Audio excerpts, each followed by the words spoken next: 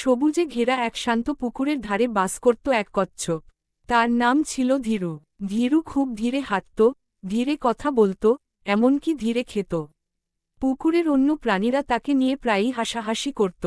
বিশেষ করে এক চঞ্চল খরগোশ, যার নাম ছিল চঞ্চল, সে সবসময় ধীরুকে দেখে বলত, এই গতিতে তুমি কোনোদিন কোথাও পৌঁছাতে পারবে না। ধীরু এসব কথা শুনে মন খারাপ করত না।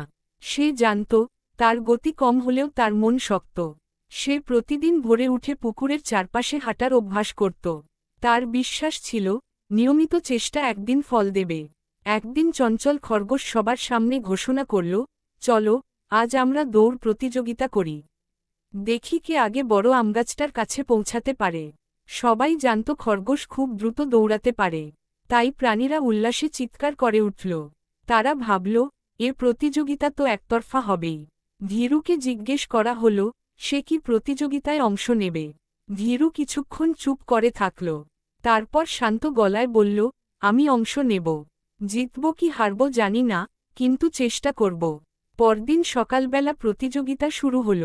কাঠবিড়ালি বাঁশি বাজাতেই চঞ্চল বজ্রগতিতে ছুটে গেল। ধীরু ধীরে ধীরে তার পথ ধরল। খরগোশ এত দ্রুত ছুটছিল যে কিছুক্ষণের মধ্যেই সে অনেক দূর এগিয়ে গেল। পিছনে তাকিয়ে দেখল, ধীরু তখনও অনেক পেছনে। চঞ্চল হাসতে হাসতে বলল, এই গতিতে তো সন্ধ্যা হয়ে যাবে। সে ভাবল, একটু বিশ্রাম নিলে ক্ষতি কি। কাছের এক ছায়াঘেরা গাছের নিচে শুয়ে পড়ল সে। ঠান্ডা বাতাস আর পাখির ডাক শুনতে শুনতে তার চোখ লেগে গেল। এদিকে ধীরু থামেনি। সে ধীরে হলেও একনাগাড়ে এগিয়ে চলল।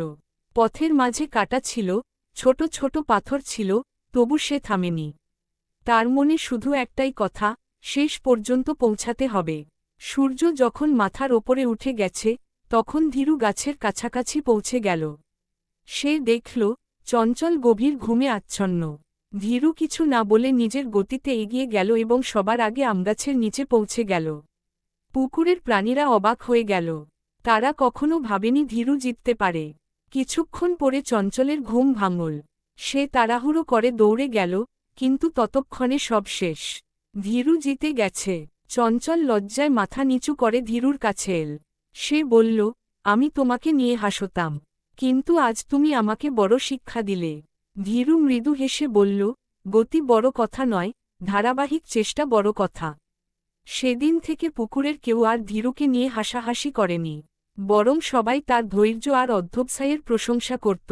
চঞ্চলও বদলে গেল। সে বুঝল, অহংকার করলে শেষ পর্যন্ত হারতেই হয়। ধীরু আগের মতোই ধীরে চলত, কিন্তু এখন তার মনে আত্মবিশ্বাস ছিল। সে জানত, জীবনে বড় হতে হলে তাড়াহুড়ো নয়, প্রয়োজন ধৈর্য আর নিয়মিত চেষ্টা। এইভাবেই এক শান্ত কচ্ছপ সবার মনে জায়গা করে নিল, শুধু নিজের ধৈর্য আর দৃঢ় মনোবলের জোরে।